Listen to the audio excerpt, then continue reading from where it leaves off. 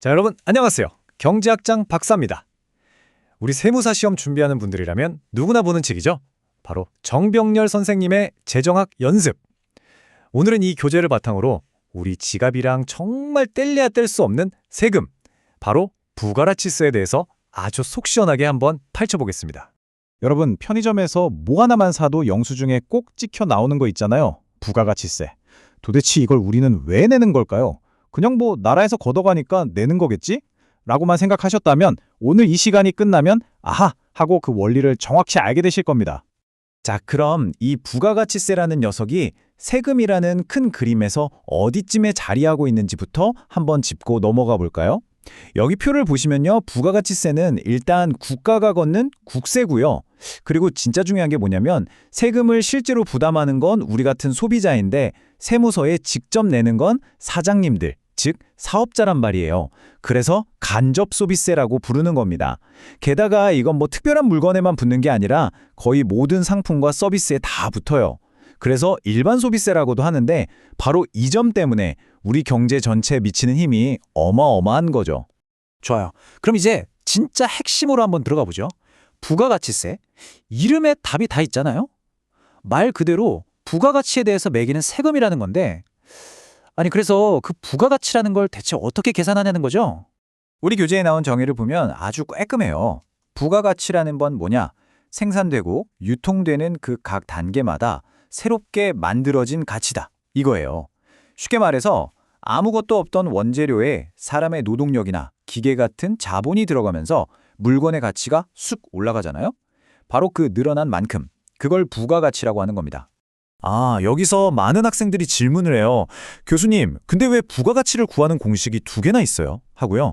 아주 좋은 질문이죠. 자, 여기 보시면 공제법이랑 가산법 두 가지가 있잖아요.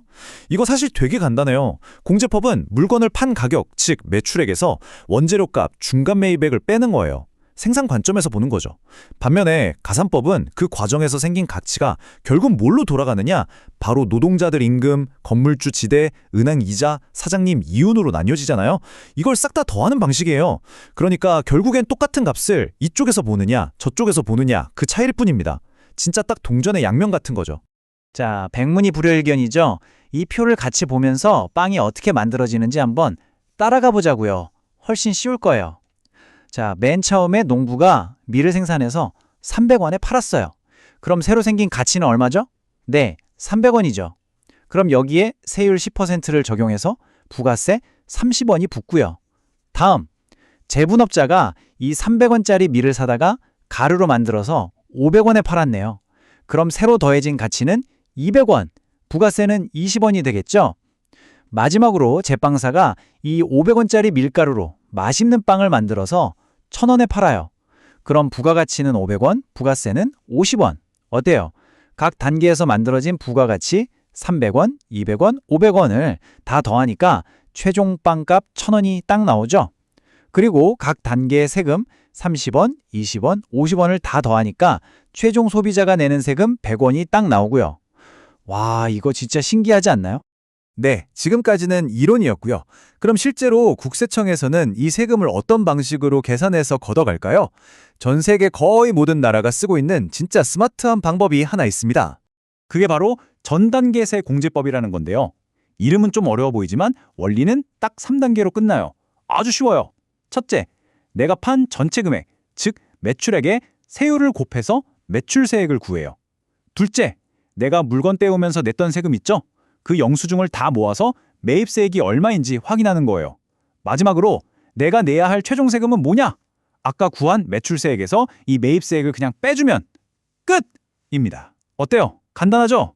내가 이미 낸 세금은 빼주겠다. 바로 이겁니다. 아니 근데 그냥 각자 부가가치 계산해서 내면 되지. 왜 이렇게 매출세액에서 매입세액을 빼는 좀 복잡해 보이는 방식을 쓸까요? 그 비밀의 열쇠는 바로 세금 계산서에 있습니다. 자, 생각해보세요. 제가 물건을 샀는데 매입세액을 공제받고 싶어요. 그럼 어떻게 해야 되죠?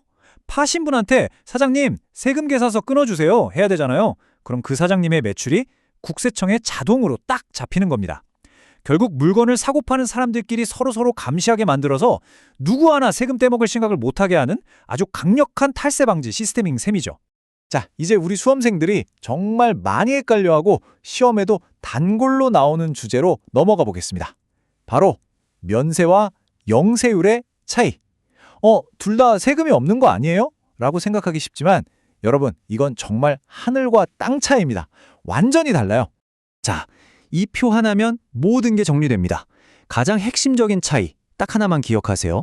면세는 부분 면세, 영세율은 완전 면세다. 이게 무슨 말이냐? 면세는요, 마지막 단계에서 팔 때 내는 매출세액만 면제해 주는 거예요. 그래서 그 전에 내가 물건 사오면서 냈던 매입세액은 돌려받지를 못해요.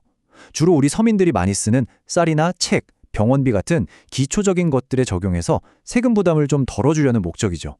역진성 완화라고 하고요. 반면에 영세율은 아예 세율을 0%로 만들어버리는 거예요. 그러니까 매출세액이 그냥 0이 되어버리죠. 그리고 내가 냈던 매입세액은 전액 다 돌려받습니다. 세금 부담이 완벽하게 0이 되는 그야말로 완전 면세인 거죠. 이건 주로 수출하는 기업들 도와주려고, 즉 수출 촉진을 위해서 쓰는 제도입니다. 그럼 면세 사업자는 무조건 좋은 거 아닌가요? 라고 생각할 수 있는데 꼭 그렇지만도 않아요. 바로 환수효과라는 무서운 녀석 때문입니다. 자, 이 표를 한번 보세요. 예를 들어서 중간에 있는 도매업자가 면세 사업자라고 쳐봅시다. 이 사람은 물건 팔 때 세금 안 내니까 좋죠? 그런데 문제가 있어요.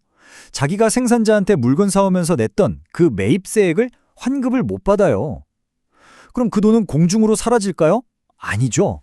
이 도매업자는 결국 그 세금만큼을 다음 거래 가격에 슬쩍 얹어서 팔게 됩니다. 어때요?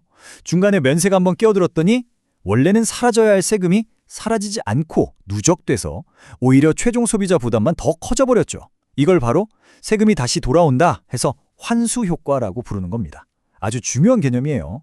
자, 이렇게 해서 부가가치세의 기본 원리부터 계산 방법, 그리고 헷갈리는 면세와 영세율까지 쭉 살펴봤습니다. 그럼 이제 마지막으로 이 부가가치세라는 세금이 가진 두 얼굴, 바로 장점과 단점을 딱 정리하면서 오늘 시간 마무리해볼게요. 먼저 좋은 점부터 볼까요? 부가가치세는 사람들이 물건을 살 때마다 거치니까 경기가 좋든 나쁘든 세금 수입이 굉장히 안정적이에요. 나라 살림하기 좋죠. 또 거의 모든 물건에 똑같은 세율을 매기니까 자원 배분이 왜곡될 염려도 적고요. 아까 배운 영세율 제도로 수출 기업도 팍팍 밀어줄 수 있죠.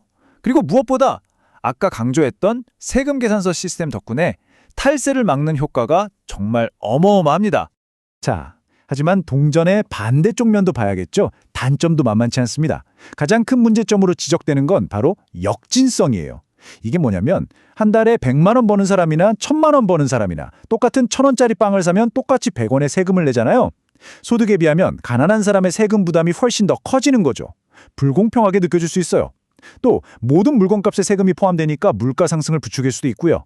사업자들 입장에서는 일일이 장부 쓰고 신고해야 하니까 이것도 꽤나 귀찮고 힘든 일입니다.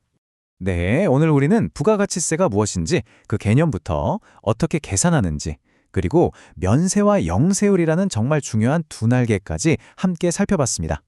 보신 것처럼 장점도 뚜렷하고 단점도 분명한 세금이죠.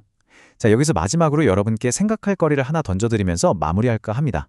수출 기업을 팍팍 밀어주기 위한 영세율 제도, 그리고 서민들의 세금 부담을 덜어주기 위한 면세 제도. 이 두 가지 방법이 과연 우리가 세금을 통해 이루려는 공평과 효율이라는 두 마리 토끼를 잡는데 정말 최선의 방법일까요? 정답은 없습니다. 한번 곰곰이 생각해 보시는 시간을 가지셨으면 좋겠습니다. 오늘 정말 수고 많으셨습니다.